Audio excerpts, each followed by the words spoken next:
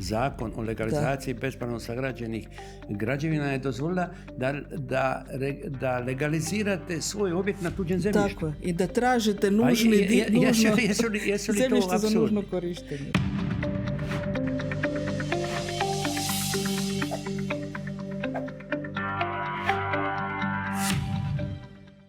U Splitu se raspravlja o tome treba li Poljudu temeljita rekonstrukcija ili gradnja potpuno novog stadiona za Hajduk. U Zagrebu je pak odlučeno. Maksimir ide u rušenje i podiže se moderni stadion na istom mjestu. Istovremeno, cijene stanova i najma lete u nebo. A nedostaje planskih projekata priuštivog stanovanja kakav su nekad bili Novi Zagreb ili Split 3. Bespravna gradnja zato niče posvuda, od otoka do gradskih balkona i nadogradnji. Pa se čini da sustav zapravo potiče kaos. O svemu tome i o važnosti arhitekture u društvu razgovaramo s arhitektima Dinkom Pavelić i Jerkom Rošinom. Dobar vam dan. Dobar dan.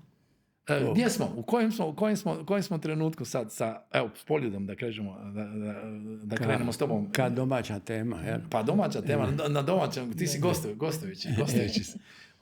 Jel ćemo ga srušiti ili obnoviti? Ne, neće se srušiti koliko god govorili, zdravi razum pokazuje da ga se nema razloga srušiti. Sve priče koje ukazuju da bi ga trebalo srušiti na tom mjestu graditi drugo su potpuno neutemeljene, materijalno nedokazane, financijski nedokazane, ni na koji način nedokazane i Poljudski stadion ne može zamijeniti ni jedan stadion na nekom drugom mjestu. Priča o tome da bi Split trebao imati isključivo nogometni stadion je priča koja može biti interesantna samo jednom klubu, odnosno jednom sportu, jer i na San Siru igraju i nekoliko klubova, nije vlasništvo jednog kluba. Treba razgovarati o interesima grada. Interes grada nije samo nogomet i Split nije poznat samo po nogometu. Split je sportski grad po mnogima drugima, a po nogometu nema takvu svjetsku... Po Blanki Vlašić, među ostalom, pa onda... Pa je, ima i Krcatov koji su za Split itekako važni. U kojem slučaju, da ja sad ne nabrajam sve... Ali kažem, ali ona je trenirala, pretpostavljam da ona trenirala to na atletskom dijelu. Ali hoću kazati da nije bilo atletske staze, ne bi se nikad ni gradio zbog mediteranskih igara se to ne bi gradilo, a i kasnije smo imali i Evropsko atletsko prvenstvo, prema tome da nije bilo toga. Ne. Dakle, riješit se jednog takvog stadiona samo u korist jednoga kluba da bi publika došla što bliže igralištu je apsurdna situacija. Apsurdna situacija je dokazano apsurdna situacija jer je 6 mjeseci nakon što je Misov stadion napravljen, Poljudski stadion napravljen, je bila utakmica Hajduka i Hamburgera. Hamburger Sportvereina. To je jedna od najboljih utakmica u Splitu koja se... 4-3? Ne, 3-2. 3-2 za Hajduka, ali mi smo primili prvi gol. Protiv Hajduka igra dotadašnji Hajdukov igrač Iko Buljan. Neki Splićani su nakon tog prvog gola i promašenog 11-terca Primorca i tako napuštali stadion, a propustili su jedno od najboljih Hajdukovih igara. Ali nije štos u nogometu, nego štos je u atmosferi koja je na stadionu bila. Ti se nisi čutio distanciran od toga. Ti si bio sastavni dio igrača koji su na terenu igrali. Svaki od nas imao jednu svoju rolu. Niko od nas na tribinama nije bio neka točkica u gledalištu. Mi smo se svi osjećali kao sudionici, kao neko ko igra svoju igru, navijanjem, vikanjem, ljutnjom, veseljem, kako god hoćeš. Dakle, pitanje atmosfere koja se u Splitu može dogoditi, se ne može dogoditi na nekom drugom mjestu tako intenzivna, tako riječita, da ljudi stanu i misle se, pa koji su ovo ljudi kad tako navijaju. Ta atmosfera na stadionu u prvom redu ovisi o publici, kako je publika, a ne o tome je li došao do igrališta. S druge strane, ako smo mi divlji kao publika, a to svoje divljaštvo smo često puta pokazali, navijači, onda što su navijači bliže igračima, to su opasnosti sve veće. A mi nemamo Margaret Thatcher koja će takvu situaciju riješiti. Međutim, vraćam se na ono što je esencijalno. Magaš je napravio jedan stadion koji je svjetska arhitektura. Dakle, to je nešto što predstavlja nacionalno dobro. Srušiti to nacionalno dobro, to znači da se država odriče jedne svoje kulture, nečega što njoj je referenca na svjetskom planu. Puno stadiona u svijetu se gradilo inspiriranim Magaševim stadionima. Ali najveća vrijednost Magaševog stadiona, da se on napravi u Zagrebu, on nema vrijednost kao što ima u Splitu. Jer je Magašev, ne zbog Splita, nego zato što je Magaš uzeo u obzir kontekst prostora u kojoj se taj stadion događa. Ta je forma došla iz toga da bi se neke vrijednosti koje na toj lokaciji postoje afirmirale ili barem sačuvale. Pogleda na Marjan, blizine mora, strujanje zraka, tamo kozjaka i mosora koji se sluti, pogleda na Klis. Ali je bitno da je ta atmosfera na tom stadionu fenomenalna i ne postoji nogometni stadion, isključivo nogometni stadion koji bi pružio ugodniju atmosferu nego što je. Ove mnoge prenose koje gledam, ja sam izgubljena jedinka na tim tribinama. A na Poljskom stadionu ja se osjećam u ravnoteži sa tom arhitekturom. Ta arhitektura ljudska, ona me nije zarobila. I zato ne dolazi u obzir da se sruši. A za vas informacija, recite mi, ko je dokazao da je rušenje i građenje novoga jeftinije od rekonstrukcije? Da li postoji jedan projekt temeljem kojeg je dobivena ponuda? Ne postoji. Ne postoji niti čak ponuda za rekonstrukciju, nego postoje procjene prema nekim i drugim iskustvima. Ali ja bih volio vidjeti pa prispodobiti jedno s drugim. U krajnjem slučaju, kad bi neko rekao da se više isplati rušiti, pa graditi novi stadion, zašto ne bi sagradili opet novi uredni stadion po Magaševom projektu? Pa bi opet imali Magašev projekt i imali bi novi stadion. Prema tome, ti ljudi skaču sami sebi u usta kad govore o tome da to treba srušiti. A ne ulazim u špekulacije koji sve mogu interesi biti iza nekog takvog prijedloga. Međutim, neko ko je nabacio tu temu činja veliku uslugu, što se sad počelo govoriti ozbiljno, vrlo ozbiljno, o rekonstrukciji Poljskog stadiona. I to, ako je nacionalno dobro, ne može biti trošak samo grada Splita, to je dominantno trošak države. I zato sam rekao da šuta treba šutirati direktno na gol, ali asistent mu mora biti, za taj gol mu mora biti Plenković. Jer obnova nakon 50 godina je nužna. Mislim, vidimo da se obnavljaju i ove prometnice u Zagrebu i sve. Ne? Ma, apsolutno, mislim, evo, samo da se nastavim. Stvarno, taj Magašev stadion, profesor Magašev, meni bio profesor, svi ga se sjećamo, svi smo ga poštovali, ali svi smo ga uvijek prepoznavali najviše, naravno, preko tog stadiona. I ovo ne bi se složila sa gospodinom kolegom Rošinom da on može biti samo u Splitu. On je toliko savršeno napravljen da on stvarno jedan prototip koji bi funkcionirao bilo gdje, naravno da ga sam malo prilagodi nekim stranama svijeta i mikrolokaciji. I zato je on doživio toliko zapravo tih nekakvih interpretacija, neću reći kopija. To bi stvarno bio, ja ne govorim tu kao Spličanka, niti kao ljubitelj nogometa, jer nisam ni jedno ni drugo, ali to bi stvarno bio strašan grijeh kada bi se desilo rušenje tog stadiona ili njegovo zanemarivanje. Njegovo zanemarivanje se već desilo i znam da je grad patio i klub i svi koji tamo treniraju. I ovo što kaže kolega Rošin, medijska halabuka mu može utoliko pomoći ako se ovi glasovi koji su za rušenje na neki način utišaju. Jel? Recite. Ali u Zagrebu imamo, zar nije bilo isto tako na tribina, jedna od ovih tribina je bila vrhunsko djelo? Turinin, znači Dinamo stadion je originalno radio arhitekt Turina i njegov inicijalni koncept je bio vrlo, vrlo kontekstualan, čak kontekstualniji nego Poljud, jer je bio orijentiran na Maksimirsku šumu, ima jednu nisku tribinu. Čak u jednom trenutku mislim da i nije bilo tribine na početku. Dakle, očekivala se to provjetravanje sa Maksimirske šume. Negdje 60-ih, ja mislim 70-ih, da je sagrađena ta sjeverna tribina i on je još prije ove obnove zadnje u kojoj se krenulo 90-ih, on je doživio niz intervencija koje su ga zapravo izmijenile su mu, što se kaže, lični opis. Puno više nego što je to slučaj na Poljudu. I sad je naravno tu veliko pitanje šta s time. Odluka da se ide u rušenje, ja sam čak prije kad sam razmišljao o tome, isto sam mislila da dobro, ok, ovo je sve izmasakrirano, ajmo mi to srušiti, napraviti ponovo. Ali stvarno mi se sad postavlja to pitanje lokacije i tog navlačenja prometa, jer danas drugačije ljudi žive, nažalost moram reći, puno više ljudi dolazi automobilom na sportske događaje. Prije se išlo tramvajem, ja sam čak išla na taj Maksimir Koklinka, dakle to je bilo normalno, to nije bilo nikakvo huligansko mjesto gdje je vas strah doći sa djetetom. Dakle, ja sam kod dijete 7-10 godina sa svojim ocem išla tamo. Išli smo javnim prijevozom. Danas je to otežano i mislim da će i tada je dolazilo do čepova, a mislim da će i sada dolaziti, a imamo sličan problem i u Kranjčevićevoj, jer tamo se očito ide na povećanje kapaciteta i na davanje značaju ovoga. Mislim da će tamo biti još gore zapravo. Tamo je sami centar grada. I zapravo ne razumijem šta se desilo sa onim konceptom što je profesor Njirić predlagao, bio natječaj, znači na lokaciji Kajzerica. Ako se sjećate, Plavi vulkan je bio njegov pobjednički rad. Momentalno i Kajzerica je već previše uvlačenje u grad. Dobro, ali pola milijuna je prošlo, izašlo, ali previše uvučeno u grad. Da, previše. Ako ćemo ići po uzoru na Minhenski Alijans, koliko se ja sjećam, bila sam dosta davno, ali on je bio recimo kao na lokaciji Lučko, kućice Lučko. To je bio neki odnos prema gradu.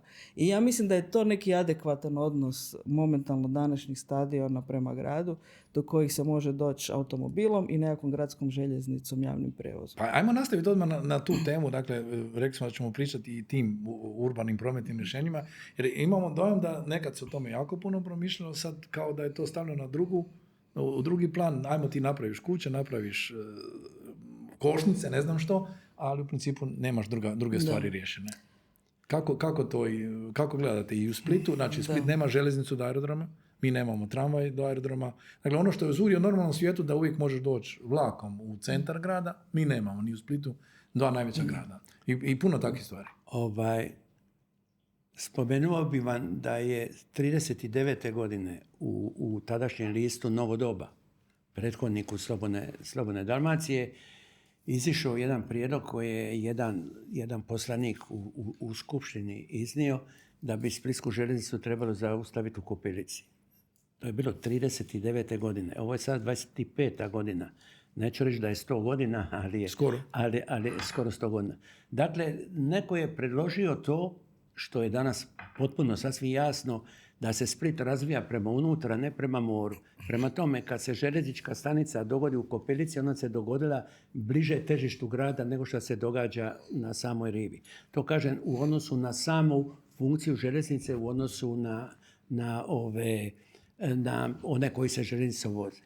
Pa je bilo rečeno da je potrebno da željeznička pruga bude obavezno do Splitske luke iz razloga da se putnici mogu seliti odmah na trajekte za ići prema Brač. Bilo kao gosti, bilo koristi. I onda je napravljena anketa u kojoj se vidjelo da ukupno dnevno 33 čovjeka se iskrcaju iz vlaka i idu na trajekte. Dakle, izvan sezone. Ne. I u sezonu potpuno jedna zanemariva, jer je i željeznica kod nas zanemarena kao transportno sredstvo. Dakle, u Split ne dolaze ljudi toliko željeznicom koliko dolaze avionima, osobnim autima i možda nešto i autobusima, ali to na razini hrvatskih gostiju, a ne na razini inozemnih gostiju. Prema tome ne postoji nijedan razlog zbog čega bi željeznička stanica u Splitu na tom mjestu na istočnoj obali bila. S time ste odmah eliminirali veliki dio problema, što ne znači da vi iz Kopilice ne bi došli iz predgrađa, se tako nekad zvalo, ne bi došli nekim metrom do Splitske gradske luke, kao što bi i autobusna stanica, odnosno autobusni kolodvor trebao biti isto tako izvan grada, isto tako negdje u Kopilici, ali da autobus dođe do rive, iskrcava se i ode ča. Dakle, da on ne stoji u gradskoj luci, da ne uzima prostor, pogotovo i da ne izgleda onako nakaradno kao što danas izgleda. To je jedna od splitskih velikih sramota kako to izgleda. A imamo 100.000 ljudi svaki vikend koji tu prođu. Na to se nadovezuje priča do terminala, aerodroma, gdje bi onda zaista kao u svim ozbiljnim gradovima, pogotovo gradovima koji imaju izraziti turistički promet, bilo sasvim logično da se dogodi. Nota bene, to je sve skupa predviđeno u strategiji razvoja lučke uprave u Splitu, gdje se veliki intenzitet prometa prebacuje u Resnik. Dakle, da vi kad dođete avionom u Resnik, da vas u Resnik dočekaju katamarani, ne znam koje sve vrste na raspolaganju plovila, i da vas vode na vašu krajnju destinaciju, Brač, Hvar i Vis. Jer trajektna luka splitska trajektna luka u centru grada, u gradskoj luci. Ona je, govore sad već druga, ali je pouzdano bila 3. luka na Mediteranu po putničkom prometu. 3. luka na Mediteranu, to nisu male brojke kad upoređujete sa Napuljem, Barcelonom, Pirejem i tako. Unutar tih kapaciteta koje ona ovladava, to je sad prešlo 4 milijuna putnika, 55% je vezano na transfer prema otocima. A od tih 55% je sigurno 50% su turisti, a 50% domaći. Tako da je interesantna ta priča kome uopće ta prometala, ta infrastruktura prometna služi. Ali veliki dio toga bi bio i rasterećenje luke i ne bi Zvonimirova ulica u Splitu bila blokirana ljeti od automobila koji se ne stižu, iako je trajektna luka fenomenalno je dobro organizirana. Ali su ti zalogaji sve veći koje ona ne može progutati. Prometni infarkt. To se ne može jednostavno progutati. Prema tome, za razvoj bilo kojega grada, općenito, nije ovo pitanje rješenja prometa u Splitu zbog zadovoljanja trenutnih potreba. U Splitu treba ne samo u Splitu, u Zagrebu, bilo gdje, treba rješavati promet sagledavajući budućnost. Trebali bi znati šta je to što nas u budućnosti čeka, u kojem se smjeru grad razvija. Tako priča o zagrebačkom GUP-u ili o splitskom GUP-u, to su uglavnom prazne priče koje reguliraju, koje daju neka pravila ponašanja u prostoru, ali nisu dali definiciju u kojem smjeru se Split razvija. Je li Split sveučilišni grad, turistički grad, pomorski grad, brodograđevni grad, je li sve to pomalo skupa, je li ovo ili ono? Tek kad imate te neke odgovore, kad imate neke vizije, onda morate na prvom mjestu rješavati promet, da bi vam promet omogućio da se događa dugo.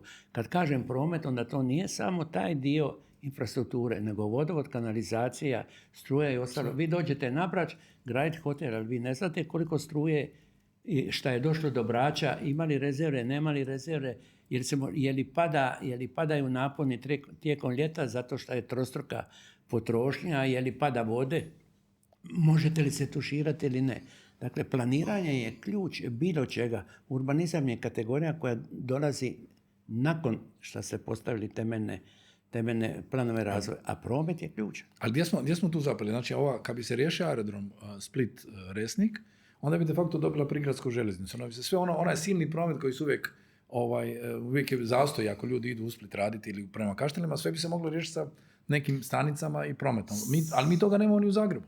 Nemamo, znam da u nekakvim GUP-ovima i Splita i Zagreba postoje, već vuku se te neke trase, i čak i Rijeke, vuku se te neke trase takozvane gradske željeznice koje, ako ćemo čekati HŽ, nikad to nećemo dobiti, to mogu otvoreno reći, ili možda vaši unuci dočekaju, jer ja sam radila na HŽ-u pa znam otprilike taj ritam kojim idu i kako to rade i šta su prioriteti. Možda se neko čudo desi, znači ostavljam 1%. Ja bi se samo malo vratila na ovo za koga to radimo i te potrebe. Mene zapravo jako živcira, ako smijem u ovome podcastu iskoristiti ovu riječ. Što živcira? Živcira me to da stalno razmišljamo o našoj obali i otocima i gradovima, prvenstveno u svrhu turističke proizvodnje, ajmo to tako reći.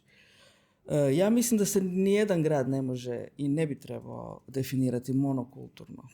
Jer ja vam to isto mogu reći po iskustvu. Bila sam u istočnoj Ukrajini, tu gdje se sada vode bitke, 2010. kao konzultantica za europske projekte. To su uglavnom monokulturni rudarski gradovi. Bila sam svugdje, Donjeck, Lugansk. Dakle, Donjeck i Lugansk još nekako, su to veći gradovi. Svi gradovi koji su oko njih, recimo Krasnaja, Luč i tako dalje, to su veličine Velike Gorice, su gradovi koji su skoro potpuno napušteni, jer su oni bili tada zatvorili 70% svojih rudnika i tamo vam žive ostaci ostataka nekakvi. To su gradovi duhova zapravo. Dakle, mi sebi ne bi trebali to dozvoliti. To se dogodilo sa Detroitom, zar ne, u Americi? Slično. Znači, činilo se da se ne može dogoditi u Americi. Tako je.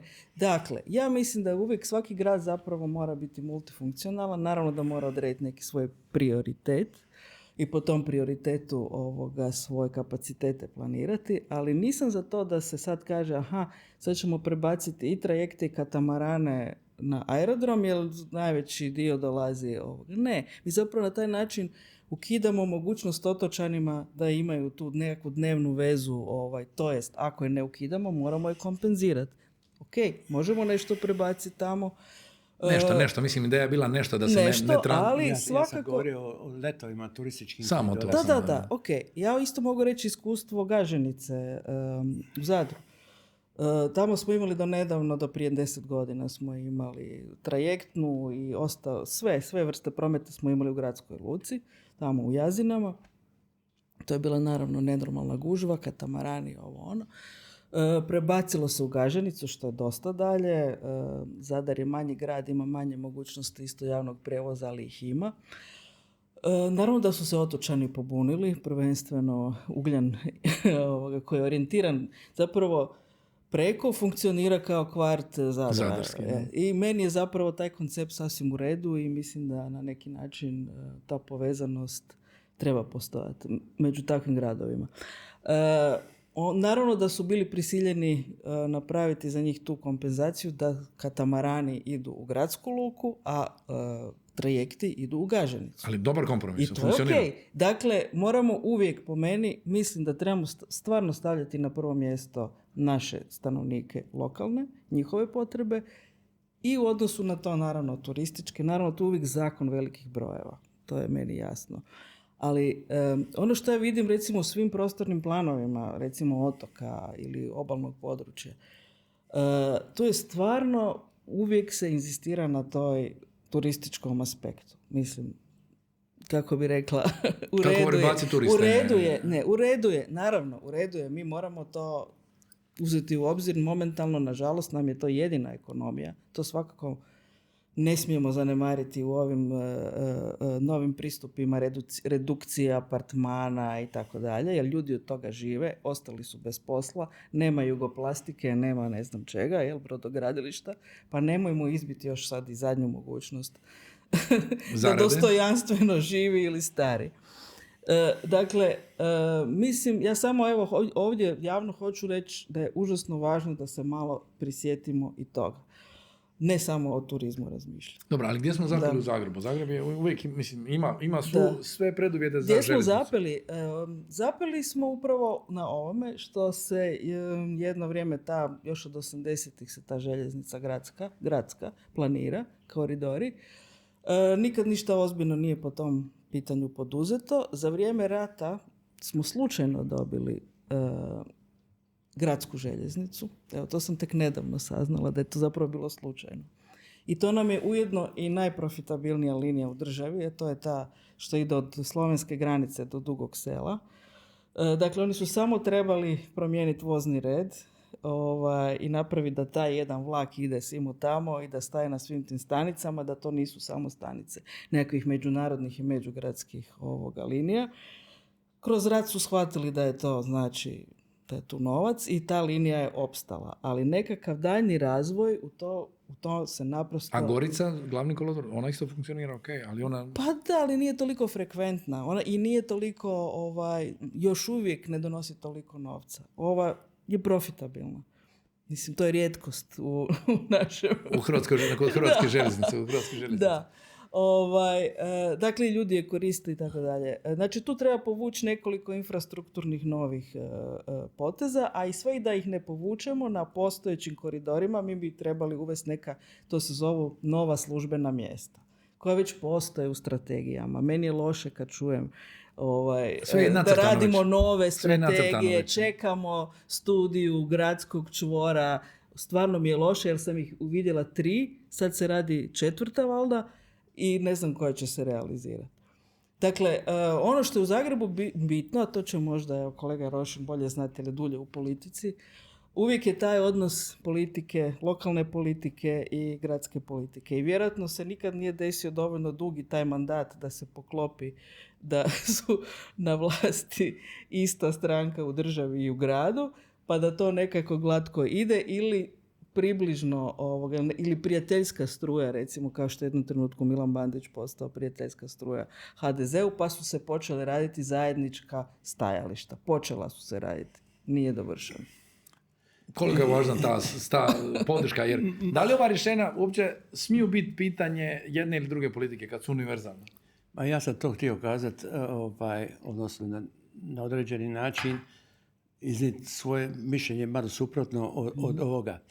Naravno ne možete ništa bez politike, jer politika je sastavni dio života. Koliko god vi rekli da vas politika ne zanima, vi zanimate politiku, pa onda iz tog razloga sebe morate braniti.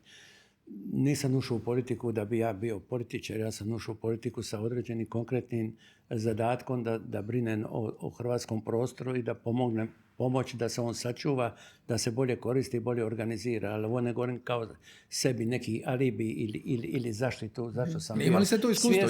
Svjesno sam pristao i bio sam u tome i mislim da sam puno ja i cijeli savjet, među u kojemu je bio i Boris Magaš i drugi akademici, Vulin i da ne nabrajam sve sad redom, da smo učinili u to vrijeme dobar posao. Yes. Potpuno ste u pravu. Pitanje prostora i nema veze sa svjetonazorom ni sa stranačkom pripadnošću.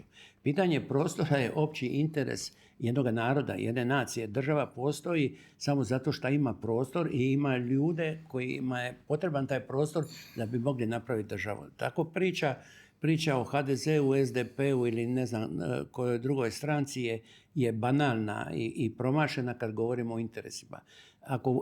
Ako metro treba Zagrebu, improviziran metro, gradska željeznica, kako god hoćete, stadion i ostalo, onda to treba građanima Zagreba, kao što su i splitski problemi koji trebaju splitskim problemima, bez obzira na njihov svjetonazor ili neka druga opredjeljenja koje imaju. Problem je zašto se to ne događa. Pazite, nije politika sama od sebe nastala. Naša vlast je odijelo napravljeno od štofa od kojeg smo svi mi i to odijelo ne može biti bolje od štofa koji je. Imate puno ljudi koji su pametni, koji neće da se bave politikom, a bili bi korisni u politici. Zato što je politika kompromitirana pa vam ostaju iza. A imate i druge pametne koji bi, ali oni koji nisu pametni ne daju da se približi tome.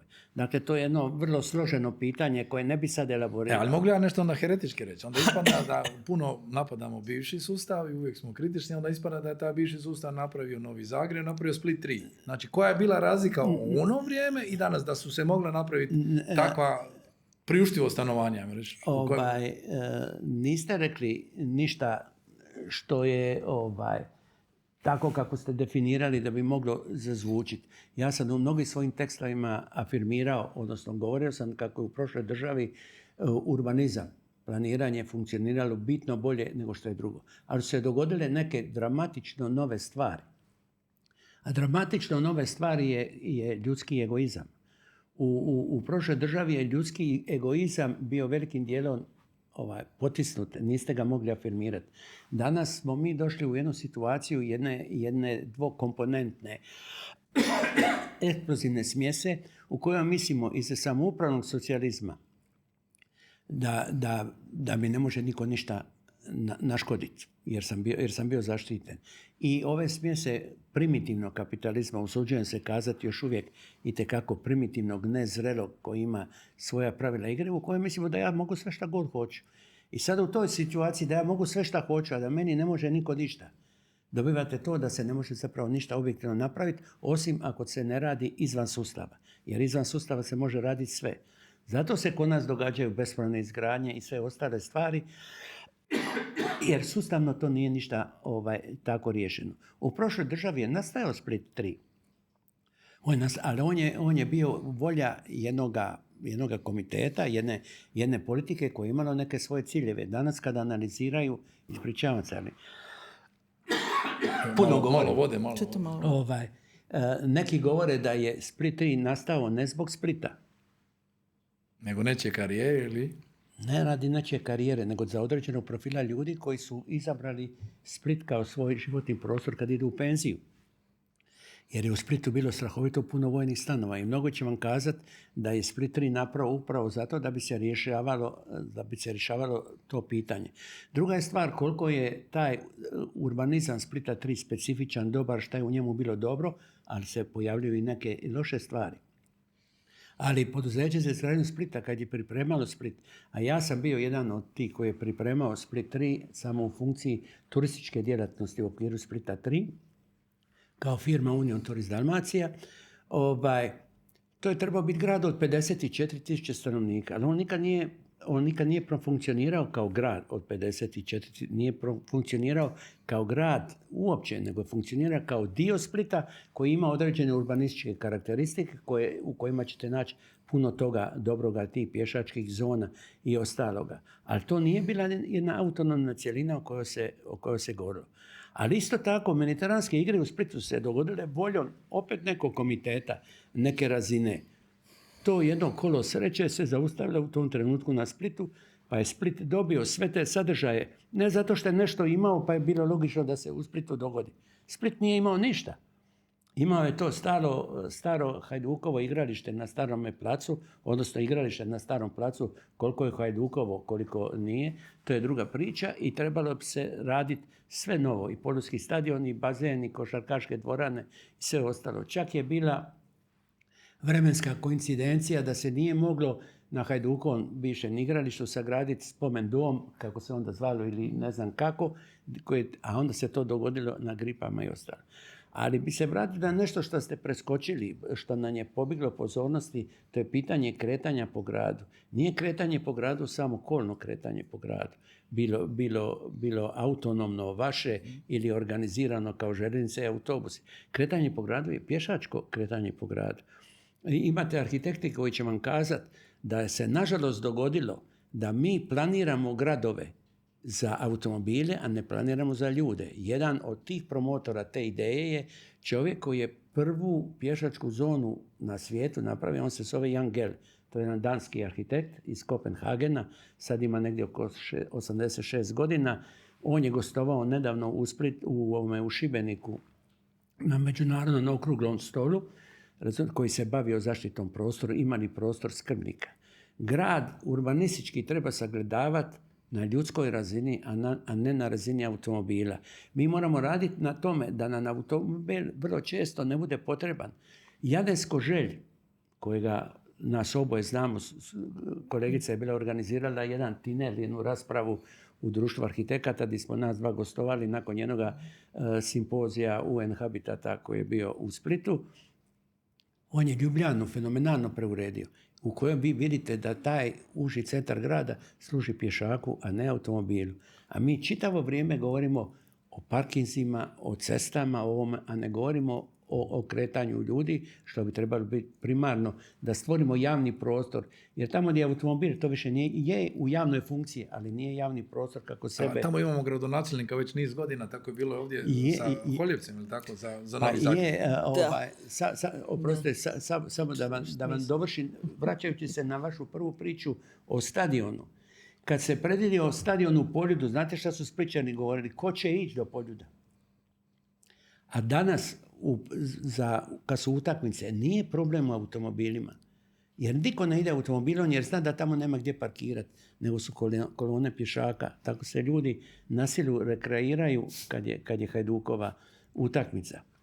Dakle, kad bi promijenili kut gledanja, kad bi gledali o tome da ste vi izvorno pješak, a ne vozač automobila, kad bi se planiranje na takav način vodilo, a naravno, treba voditi računa i o potrebi automobila jer ljudi stanuju predaleko. Ali kad bi više bio organiziran javni promet u odnosu na individualni promet, kad bi puno toga bilo u walking distance, u distanci u kojoj vi savladavate pješke 10-15 minuta, ja automobil u Splitu uopće ne koristim.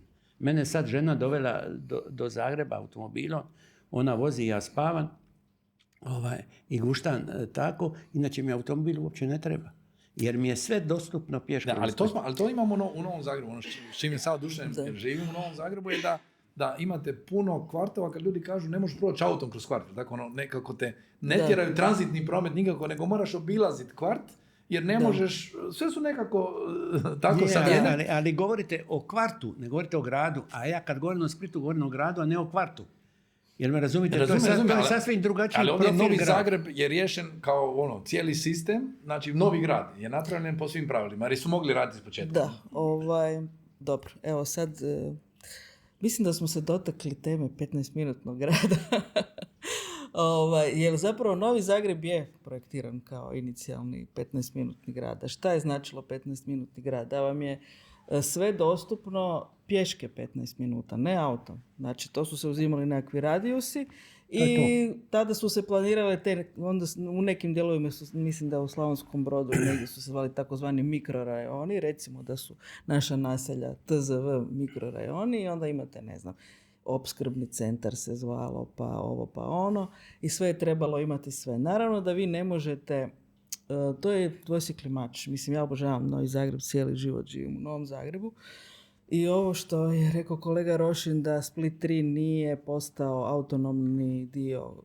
I mislim da Split 3 ne treba biti, niti Tako da je. Novi Zagreb ne treba biti autonoman, jer grad je veća cjelina od kvarta. I super je nama convenient, što bi se reklo, da mi to možemo ovdje sve obaviti, ali opet vi i ja smo si možda organizirali da nam je radno mjesto tu blizu. Ja isto tu imam ured. Ali ne mogu si svi to organizirati. Dosta ljudi mora putovati na posao. I drugo pitanje je naravno u Zagrebu, ako govorimo konkretno o Zagrebu, pitanje bolnica.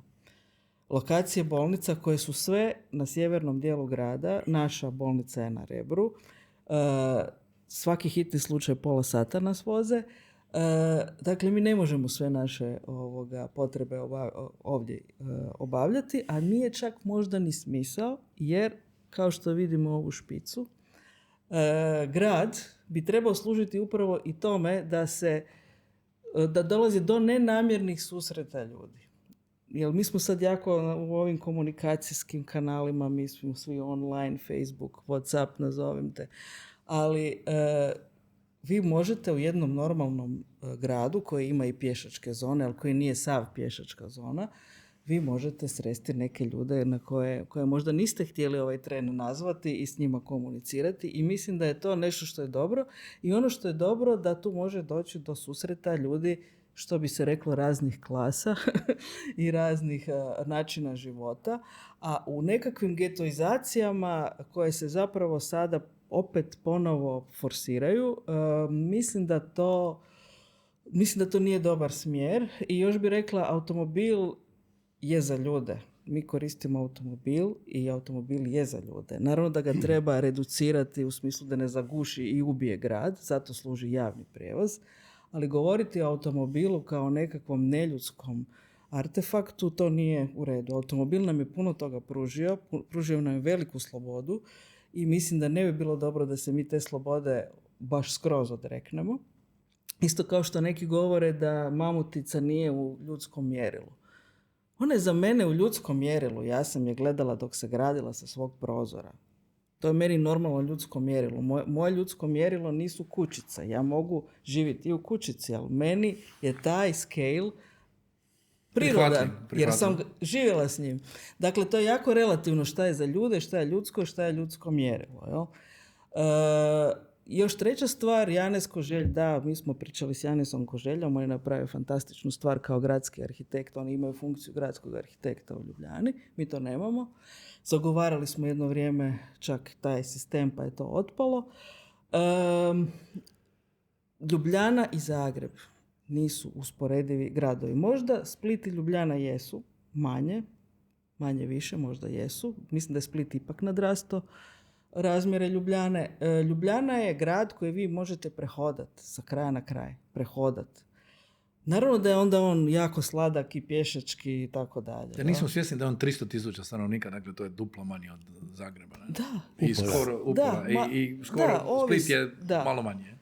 Tako da mislim da se ta rješenja ne mogu direktno presaditi. Mislim da se u neki fragmenti svakako mogu, ali mislim da mi moramo gledati rješenja koje imaju milionski gradovi ili gradovi manje od Zagreba koji imaju naprednu infrastrukturu, kao što je na primjer Rotterdam koji ima 300.000 stanovnika i ima metro, I ima pješačke zone i ima automobile, dakle ima sve te slojeve. Amsterdam je recimo sličan kao Zagreb, ali on ima tu jednu jako karakterističnu jezgru koja zapravo ne dopušta protok automobila. Ima te kanale i njemu je zapravo voda nekad bila osnovni sistem prijevoza, a sada je turizam. Dakle, imamo i Kopenhagen, možemo se s Kopenhagenom recimo usporediti i tako. Ali, Recite, htio sam samo reći, ne radi se o rješenjima o kojima kolegica govori, nego se radi o pristupu, mentalnom pristupu, kako ideš, šta ti je prioritet sagledavanja. Naravno da se ne mogu rješenja iz jednog grada u drugi grad izravno kopirati. Ali u Zagrebu ima toliko toga propuštenog. Od nas, kolega, moje struke ili bliški struk, apsolutno niko nije promislio da je grad od jednog grada prije u prošloj državi sad postao glavni grad jedne nove države. I da ta funkcija je donijela sobom određena opterećenja, određene prednosti, ali određena opterećenja koja niko planski nije sagledao. Jedna stvar koja isto tako meni ostaje nesaglediva. Zašto je Sava, zašto je rijeka toliko udaljena od misli Zagrebčana? Zašto ona nije toliko inkorporirana u život grada? Zašto grad je nekako ne želi provući, nego stoji distancirano od te rijeke? A slušajte, Bože, za grad je isto tako, za Zagreb interesantan i plovni put. Ne znam, za doći od negdje improviziran, dakle nisam... Dobro, ali imamo onu priču o ono što smo rekli, željeznica, da možeš živjeti u Varaždinu, doći za sat vremena, raditi na Wi-Fi-u, napraviš cijeli posao i kreneš raditi negdje u Zagrebu, popodne si, kreneš u 4, u 5 si doma, ako naravno željeznica vozi brzo, ili Sisak. Da, i onda ne bi imali ovog pritiska na ove cijene kvadrata. Moram reći da je vrijeme prošlo jako brzo, tako da ovu bespravnu gradnju ćemo morati u ovom drugom dijelu, tako da to nam je dobra prilika da natjeramo ljude da nam se preplati. Jesmo vam pokvarili sad? Ništa vi pokvarili, vi ste bili super, nego hoću reći da će nam u drugom dijelu ostati ova tema bespravne gradnje, ovaj dio koji ide na lokalne televizije, pa koji bi možda isto bio zanimljiv jednako našim gledateljima, ali zato će se preplatiti na YouTube kanal i tu će nas gledat. Mi ovu špicu radimo u suradnji s informativnim portalom Pogled HR, to je grupa Media Solution u kojem imamo Novi list, Glas Istre, Glas Slavonije i Zadarski list, i ono što je specifično, ovaj podcast ćete moći čitati na portalu Pogled HR u svim ovim medijima. Dakle, ovaj podcast se ne samo gleda, nego za one koji ne stižu na YouTube ili na lokalnu televiziju mogu pročitati u novinama na portalu. Ono što sad obično imamo, da nakon ovog prvog dijela moram najaviti da ćemo tu bespravnu gradnju imati u ovom drugom dijelu, koji je obično opušteniji. Ja vas pozivam da se upravo zbog toga pridružite i pretplatite se, besplatno, što su rekli, besplatite se na YouTube kanal Špice s macom, tako da dobijate u principu najave kad nešto imamo novo na kanalu. Tamo uvijek možete vidjeti taj drugi dio, nastavak razgovora s gostima, koji je puno opušteniji. Ne moramo toliko gledati na vrijeme i da sve teme pokrijemo. Znači, skenirajte kod i preplatite se. Kao što sam već rekao, gledajte nas, čitajte nas na Pogled HR, gledamo se za 7 dana sa nekom opet novom aktualnom temom, ali ovaj put kažem iznimno, nemojte zaboraviti propustiti ovaj drugi dio o kojem ćemo pričati o bespravnoj gradnji, jer mislim da je to tema koja nas u principu, ovo su bile možda malo stručne teme, malo baš teme za arhitekte, a bespravna gradnja je nešto što svak od nas, nažalost, pokušava i manje ili više uspješno raditi ili živi s tim, što ste vi rekli, Dinka, koji je rekao da nimamo previše propisa, jer možda ste to vi bili, da imamo previše propisa, pa onda tjeramo ljude da idu izvan nekako granica legalnosti. O tome ćemo u drugom dijelu, a mi se gledamo za 7 dana, sigurno će opet tema biti vrlo zanimljiva. Sad ćemo malo pričati o tome tko su naši gosti, a više o njima doznajte na našem blogu, tako da skenirate ovaj QR kod koji vidite na ekranu. Dinka, malo o vama. Dinka Pavelić. Dinka Pavelić. Pa evo, diplomirala sam u Zagrebu, nakon toga sam bila na postdiplomskom u Amsterdamu, na Berlach institutu. Radila sam u Hrvatskoj i u Amsterdamu, u raznim biroima, kod Arhitektansi, Njirića i tako dalje. 2 arhitekta. Radila sam i u korporativnom dijelu s nekretninama, sa ovim velikim projektima. Radili ste u HŽ-u, pa ih dobro znate. Samo malo, radila sam i u HŽ-u. Dakle, pokrila sam cijeli spektar od državnih poduzeća do privatnih malih ureda i do teškog tog privatnog korporativnog svijeta koji se bavi isključivo komercijalnim nekretninama. Sada predajem u školi primijenjene umjetnosti stručne predmete na odjelu arhitekture i imam svoju privatnu praksu, te sam upisala doktorat u Ljubljani na temu prostornog razvoja otoka. Ali ove prigradske željeznice, promet, to vam je strast. Da, to mi je bila tema magisterija u Amsterdamu. Dio, evo istini za volju, dio magisterija mi je sponzorirao HŽ i mislim da sam im tim dijelom vratila nešto. Ako žele upotrijebiti, mogu upotrijebiti tu moju studiju razvoja gradske željeznice Zagreba. Jer što kažete, sve je tu, sve se zna. Sve je tu, sve se zna više od 20 godina. Dakle, ja sam diplomirala 2003. Sve imamo, ima mnoštvo studija i ja bi zaista voljela da se to sve stavi na jedno mjesto, preklopi i da se vide prednosti i mane postojećih rješenja i da se napravi novo rješenje koje je aktualno i našim novim ono što bih sad iskoristio pitati Jerka prije što sebe predstavi, bili ste u savjetu za prostor i baš kad govorimo o tih 20 godina, stalno mi zvoni. Znači, mi smo uspjeli se dogovoriti oko autoputa i napravili smo ga. I u to vrijeme istovremeno bilo govoreno da onih 60, ako se ne varam, lipa je dato za željeznice, 60 je bilo za autoput, njega smo načinili. Da. 60 je bilo za željeznice, gdje je to nestalo ovih 22 godine? Mislim da je prebačeno. Ne znam. Pa da, ali moglo se, da su davali dio toga, moglo se obnoviti ta pruga do Splita. Moglo je, jer je bila ideja da bude isto 3 ure vlakom, ili tako, do Splita, što je danas realnost u širom Europe. Mi smo postigli 5 sati i onda se desila i došao je nagibni vlak. Znači, bila je peglana pruga, što se kaže u žargonu, i postigli smo sa 8,5 na 5,5, ja mislim da je 8,5 bio stari. Kupljen je nagibni vlak, pitanje da li on baš bio najadekvatniji i na kraju završio onom teškom nesrećom u Rudinama i nakon toga više ništa. I koliko sad vozimo do Splita? Jerko? Opet isto. Ako se vozimo uopće, jer je unskom prugom i onda bilo 8,5 sati, a ličkom prugom 10 sati u prošloj državi, dok sam ja barem ali prošlo su 22 godine i nismo se pomogli. Ali kod nas zna nestati taj novac. Ja ne znam kako se to događa, ali kod nas novac negdje nestane. Mora biti neka rupa negdje gdje to upadne i nestane. Ali i nekad je bilo ono kad smo davali zajmove za autocestu Split-Zagreb, ja sam dao 2 zajma nepovratno, ja ne znam gdje su ti novci završili i onda. Dakle, to je bada imanentno nešto u ljudima ili u sustavima da taj novac nestaje. A nekoga je ovaj novac neko čuva, a ovaj drugi novac neko nije. Ali kako smo uspjeli tu autocestu dobili? To je bila ta nekakva, ipak da se slijedila, bio je Račan pa Sanader, ali tako, njih dva su otvarali te dijelove i dovršilo se do kraja. Jer je to bio projekt u kojem je postojala sloga da se dogodi. Da. A za ovo drugo nije postojala očito sloga da se dogodi. Opet se vraćamo na to isto pitanje, jesu li stvari pitanje svjetonazora ili stranačkog interesa ili su stvari od općeg interesa. Ali evo, Jerko, recite vi malo o vašoj karijeri koja je velika i taj dio politici će ljude zanima. Dakle, koliko mislite da ste uspjeli tim ulaskom, jer puno puta ljudi kažu, aj lako da vi priča izvan, ajde uđi pa rješavaj. Poslije druga stvar kad uđete unutra, jer shvatite koliko je blokada. Bila sam ja malo. Svi su bili. Onda shvatite da i pogled izvana nije isto kad uđete unutra. Jerko Roša. Na to je mene i navukao Sanader da uđem u tu politiku, ali ako govorim o sebi, prvo ja sam se očito rodio pod jednom sretnom zvijezdom, imao sam dobre roditelje koji su me puno toga naučili u znanju, ne samo u tome biti čovjek ili ne. Pa sam imao perfektne profesore u klasičnoj gimnaziji u Splitu, 8 godina sam ja prošao tog učenja, 8 godina latinskog, 6 godina grčkog i sve ostale.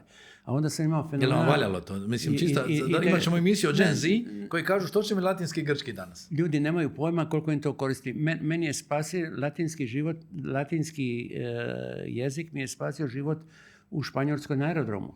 Jer ja sam 79. godine u pripremi mediteranskih igara, bili smo na izletu u Španjolsku koja se nedugo prije toga otvarala, pogotovo Portugal, poslije toga. I meni je pozilo, imao sam neku nezgodnu situaciju ovdje u Zagrebu, nisam znao ću li krenuti ili ne, ostao sam bez svoje grupe, bez novaca, bez ičega, došao sam na aerodrom i meni je pozilo, mislio sam da ću partiti, šta mi kažem, umriti, tražio sam pomoć. Razgovarao sam engleski, niko me nije razumio. Govorio sam talijanski, nisu me razumjeli. Koliko znam francuskog i njemačkog, za moć kupiti nešto, pita šta ćeš jesti, te stvari, nisam. I onda kako sam latinski znao, a brat mi je studirao medicinu, ja sam njime dugo medicinu, ja sam njima kazao svoju dijagnozu na latinskom. I oni su tek to razumjeli i onda su mi dali terapiju koja mi je spasila život, jer sa srcem nisam bio u redu. Dakle, latinski vam može i to. Ali ako znate nešto engleskog, ako znate nešto francuskog, ako znate nešto španjolskog, nešto talijanskog, a učili ste latinski, sami ćete izmisliti riječ. Doće vam puno lakše, tu se slažem. Jer su vam ti korijeni. Profesorica iz grčkoga me nije učila samo grčki jezik, nego me učila filozofiju iz grčke literature. Znate, kad imate profesore koji vam daju takve životne lekcije. A na fakultetu sam između ostalog diplomirao kulturine, što je kolegica spominjala, gdje je i Magaš učio sportske objekte. Uz Turini sam bio jedan od asistenata, bilo nas je nekoliko studenata koji smo radili stadion u Teheranu. Znači, vi ste idealni sugovornik za temu stadiona. Pa I Turinu i Magašu. Jesam, ma ne samo to, nego sam kao dobitnik Nazorove nagrade, kad sam dobio za arhitekturu, godišnju nagradu za hotel Kaktus. Iduće godine sam bio član žirija za dodjelu nagradu i ja sam Magašu dodijelio Nazorovu nagradu. Super. I kako sam iz Splita, meni su dali da napišem obrazloženje te nagrade. I to svoje obrazloženje se završio da je Magašev projekt stadiona u Splitu jedna od onih arhitektura koje od dana nastanka postaju povijest arhitekture. Dakle, ja sam to napisao 79. godine. Dakle, vidite koliko je prošlo, skoro 50 godina je prošlo od tada. Ali kad smo govorili o tom stadionu, sad kad sam ga spomenuo, pa ću se onda vratiti na sebe.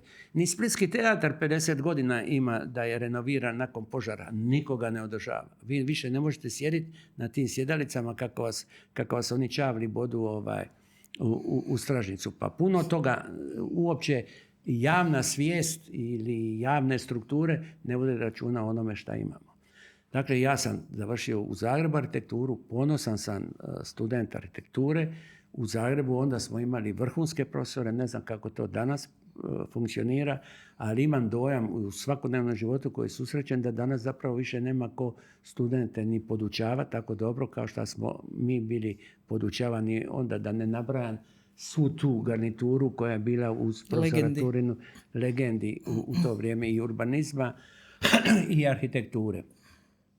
Ali što je meni donijelo to, imao sam naravno svoju privatnu karijeru, ja sam bio uvijek na tržištu, nisam bio član partije pa nisam nikad dobivao poslove, nego sam se borio, ali je bilo tog poslova koje htio. Ja sam putovao po Zagori, išao sam u sve ove neke Bruške, Ervenike, Žegare, Knine, Drniše, razumijete, Šestanovce, Komiže, gdje niko iz Urbanističkog zavoda nije htio ići, jer do Komiže se putovalo 5 sati. Za dobiti poslove. Dakle, moglo se dobiti poslove za onome koji radi. Bio sam na tržištu, nisam imao leđa.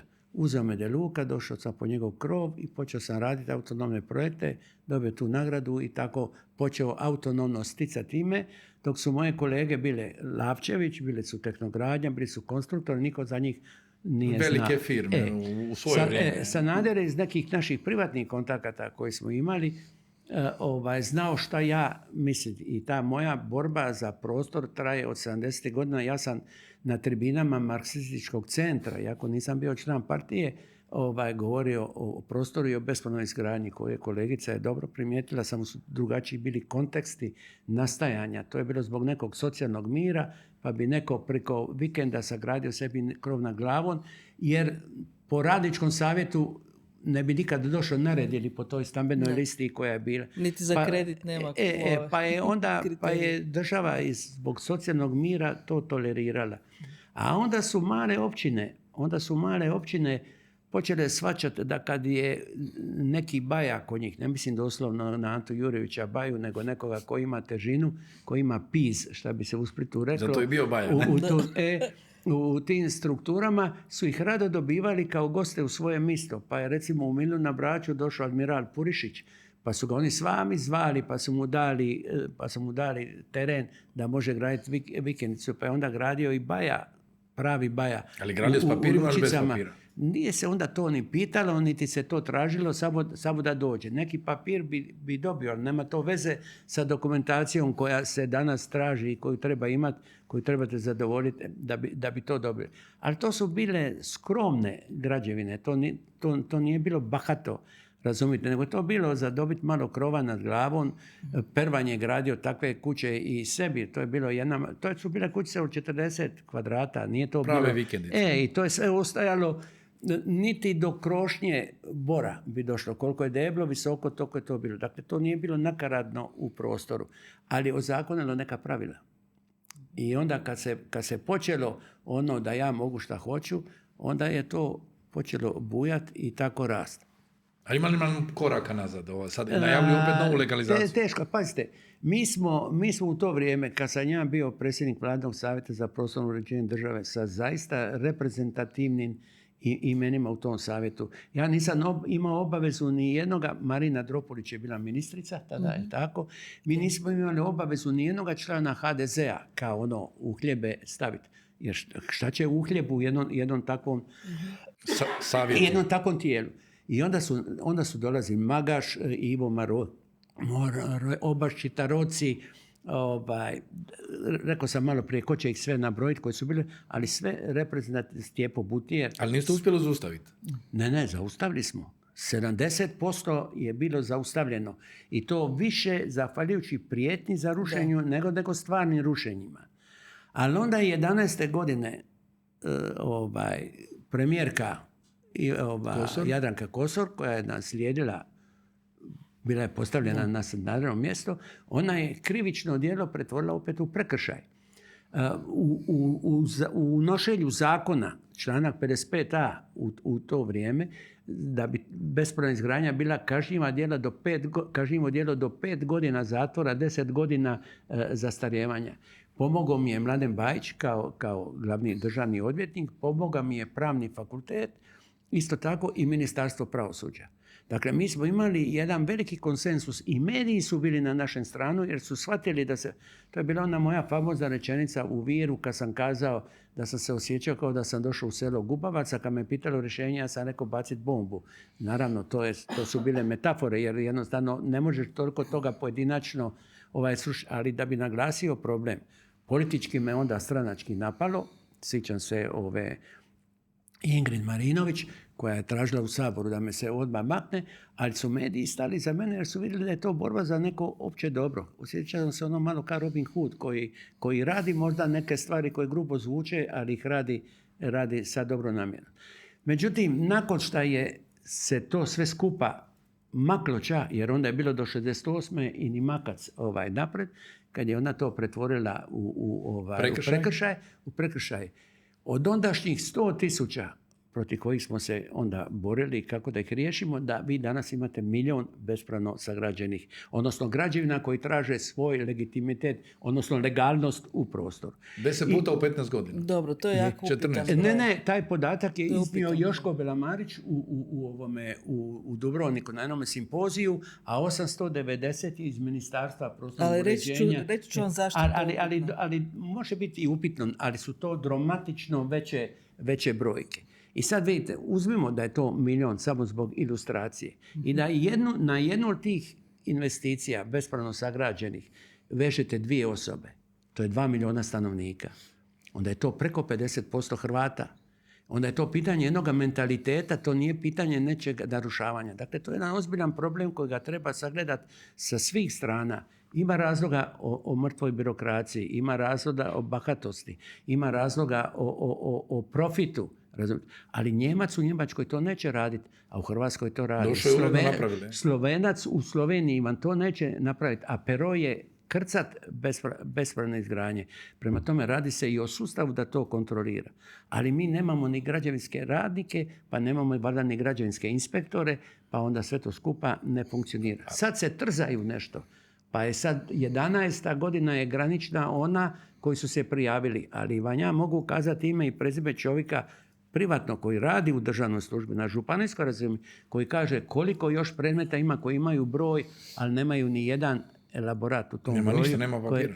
Prema tome radi se o čistome kriminalu. A tim se kriminalom niko ne bavi. Najveća je fora da se trguje sa tim omotnicama, sa brojem, sa onim omotom spisa u kojem nema ništa.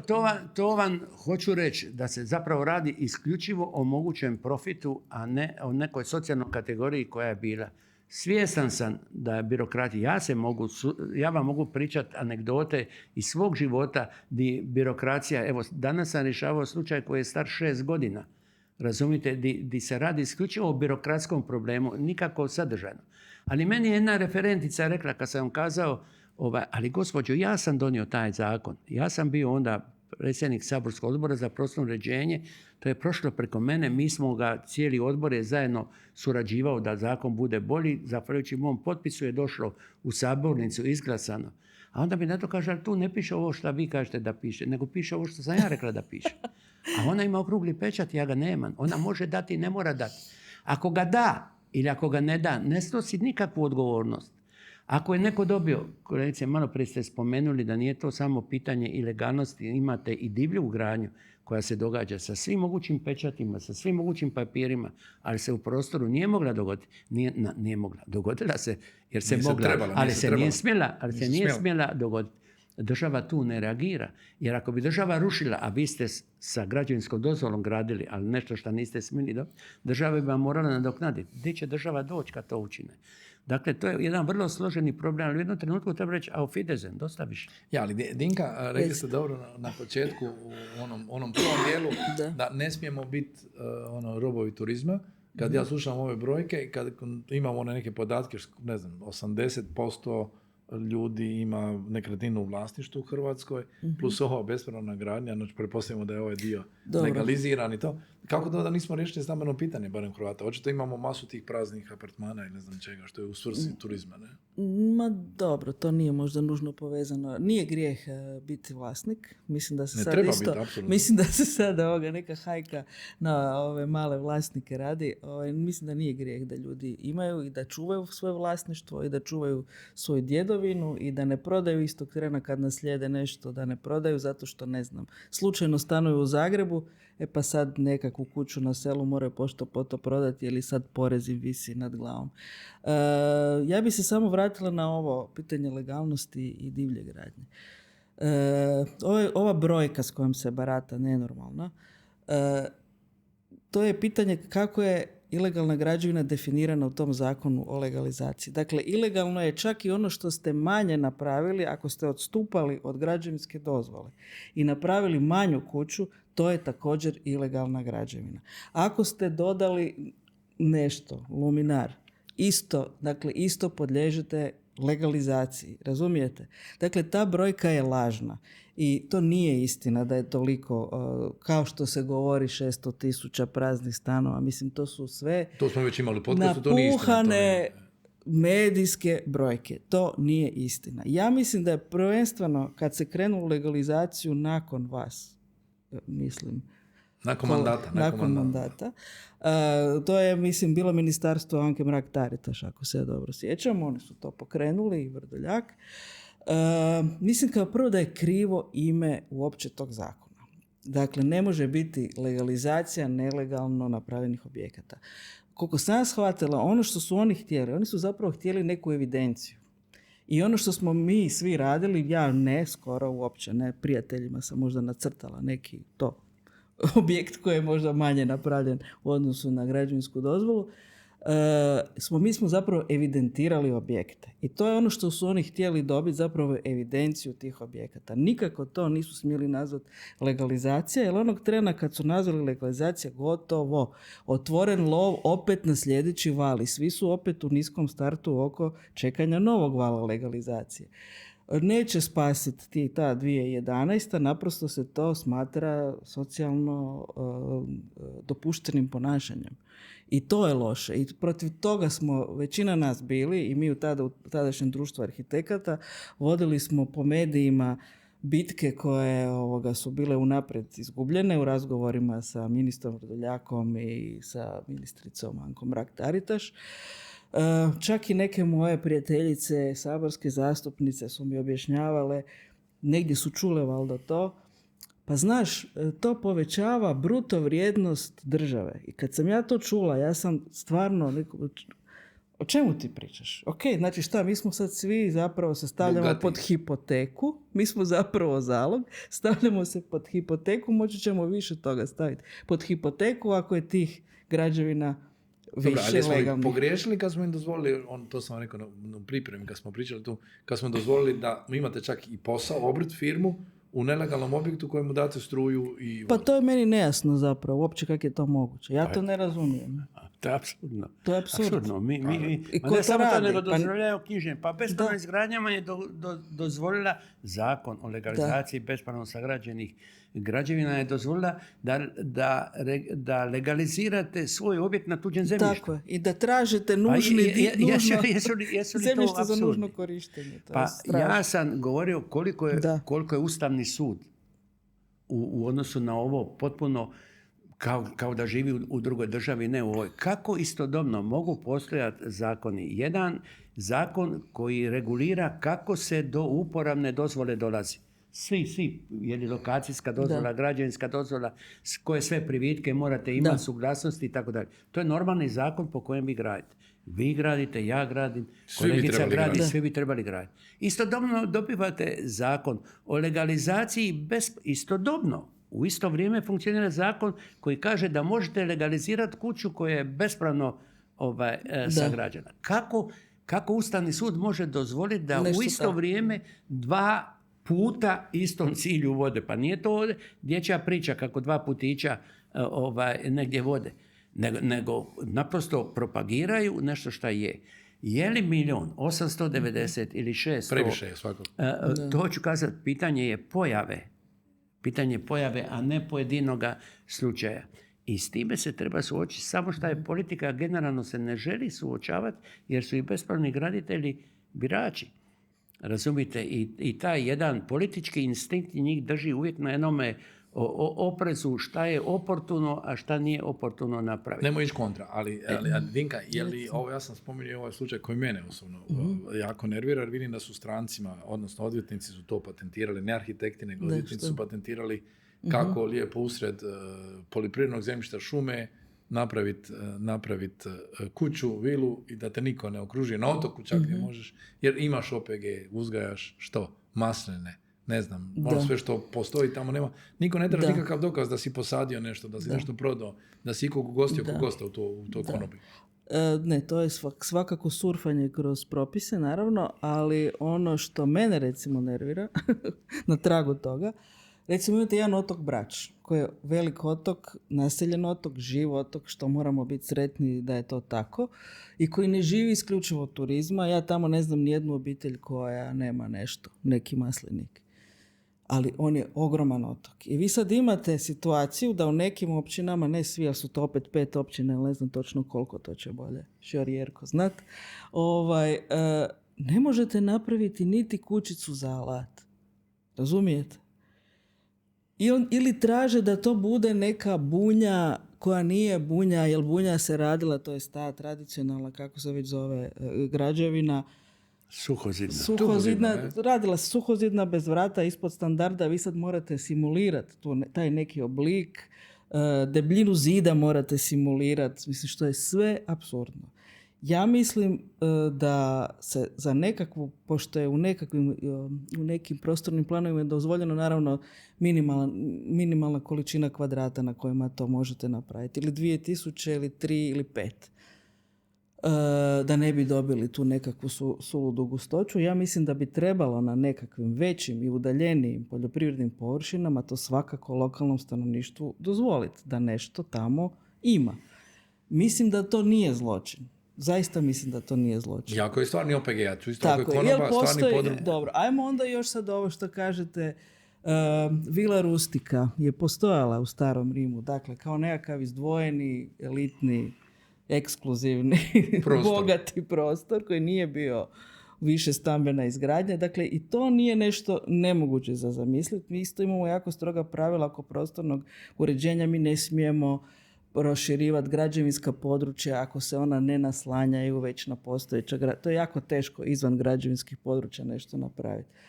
Ali naravno da bi trebao neko, ako se nešto pod imenom OPG radi, da bi to onda i nadležno ministarstvo, a to je tu u slučaju po meni poljoprivrede, trebalo reći neki svoj pravorijek. Da li je to tako ili nije tako. Ili je to surfanje kroz propise. Mi smo došli do kraja ovoga drugog dijela, jer mi mogu se imati ja sam mislio da smo tek počeli. Pa to, vidim ja da ste se Jerko vi zalufali, krenuli, ali evo, ostavljamo, imamo dovoljno, još jedno 5 minuta, ako hoćete još nešto završno reći, Jerko i Dinka. Mogli bi ovako snimiti, ovo je velika tema, nažalost, zato sam vas i pozvao, o njoj se premalo priča, ostaje prečesto u stručnim krugovima i ne shvaćamo da sami sebi pilamo tu granu na kojoj sjedimo. Jedan je prostor, to ste rekli, u kojem imamo državu. Jedini prostor, zapravo o njemu treba govoriti kao o državnom teritoriju, onda to dobiva neku veću težinu kad ga spomenete. Kod nas je jedan generalni problem, a ta je da kad se donese bilo koji zakon s dobroga duha, s dobrim namjerama, pa makar i nije svaki članak dobro stipuliran ili tako, ali se dogodi na dobro. Istodobno se događa da tražite rješenja kako ga izigrati. U tome smo mi maksimalno dobri profesionalci. Ja znam neke koji se bave financijama, koje su Talijani pokupili samo zato da traže rupe u talijanskom zakonu kako mogu proći bez da se plati porez. Tako je u svemu ovome skupa.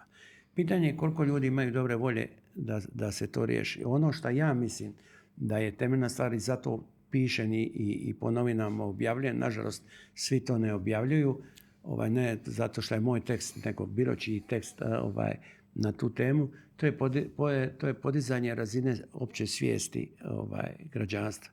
Vi dok ljudi ne razume o čemu govorite, onda vam ne staju na našu stranu. Dakle, tu razinu svijesti opće treba dignuti gore, jer neko kaže, pa šta da je sagradio, doda tu jednu teracu, pa šta da je ovo zatvorio balkon, pa šta. Vi ne možete u Parizu vidjeti ni jedan klima ormar na fasadi. Naprosto ne može, a isto je riješeno. I sad je zakonodavac, ministarstvo koje vodi Bačić, su rekli kako ko ima na fasadi nek mu traje dok mu traje. Kad mu više ne bude trajala, mora naći druga rješenja. Postoje druga rješenja, kaže, a znam, ali onda ja to moram platiti, to mene rješenje košta, to je meni 10 metara duža cijev nego šta je. Ne shvaća da je to obaveza koja je i za njegovo dobro. Ja tvrdim, to malo ko govore, ali ja tvrdim da nijedna fasada vaše kuće, njene kuće, moje kuće, nije moja, nije naša. To je vlasništvo grada. Grad je lijepo onaka kako ga dojmite kad se tim gradom šetate. Prema tome, vama nije svejedno kako izgleda moja kuća. S vanjske strane, je li fasada obnovljena ili nije obnovljena, je li krastava sa tim klima uređajem ili ne. Trebalo bi to shvatiti da i naša imovina ima svoja ograničenja, odnosno da imamo obaveze prema svojoj imovini i uređenju vrta i rezanju živice i tako dalje. U mnogim zemljama na svijetu ima, a u mnogima nema. Ali za jedan pozitivan kraj, ako je to kraj našeg razgovora, radeći dugo vremena u okvirima Ujedinjenih naroda na određenim funkcijama, mogu vam kazati da se Hrvatska nalazi unutar 5% najkvalitetnijeg življenja na svijetu. To je važno jako za reći. Kad saberete 10 točaka koji čine kvalitetu življenja, jer kvaliteta življenja nije samo novac. Čak i novac sam po sebi ne mora biti kvaliteta ako ne radite posao koje je vaše struke, ako su vam loši uvjeti za rad, ako dugo putujete, tako ima puno toga. Dakle, Hrvatska se nalazi unutar 5% najkvalitetnijeg življenja na svijetu, uzimajući obzir i zdravstvo, i obrazovanje, i kulturu, i klimu, i nasljeđe. Sad mi je došao jedan rođak iz Amerike, iz Los Angelesa. Kaže, mi ne vidimo nebo tamo. Kako je zrak zagađen. A kod nas je, vidite, sve zvijezde nebo. A Split je unutar 3%. Koliko u Splitu još kvalitetnije živjeti nego u Hrvatskoj. I u Splitu se duže živi nego u Zagrebu. Ovo je propaganda za Split, ali ne bi volio da ljudi zato dolaze u Split. Volio bi ima svoj komod. Da se puno ali ovi nasljeđuje. neki koji su htjeli ići u mirovinu u Splitu su napravili Split 3. Znači, nije to loše završeno. Barem po priči nekih, da ne bi ovo dobilo neki politički prizvuk, iako smo u novoj državi, pa o prošloj možemo govoriti šta god hoćemo. Dobro, ali središće ovdje isto bilo su vojni stanovi, kao znači imamo univerzijadu isto, imamo što smo pričali, vojni stanovi ima jako puno, u svim gradovima, Zadar je isto pola vojni i tako. Ali samo da, pošto vjerojatno imamo još malo vremena, ovo je jako važno, ovo što ste rekli, da smo u 5%, ljudi nisu toga svjesni, a nisu svjesni također prednosti ove naše klime i pejzaža u kojem živimo, raznolikog. Živjela sam u Nizozemskoj, svi misle da je tamo sve bolje, mislim tamo je strašno i klimatski i pejzažno, dakle ljudi ne žudite za travicom koja je negdje drugdje zelenija, kod nas je, imate miks svega. Ali trebamo moći sačuvati to. Tako ovako, je, strateški je važno da ga sačuvamo. Hvala vam puno, na kraju smo još jedne špice s macanom, preplatite se na naš YouTube kanal. Gledajte nas i dalje, komentirajte, pišite što vas zanima i koje goste biste voljeli vidjeti u podcastu. Gledamo se ponovo sljedeću subotu u 10 sati.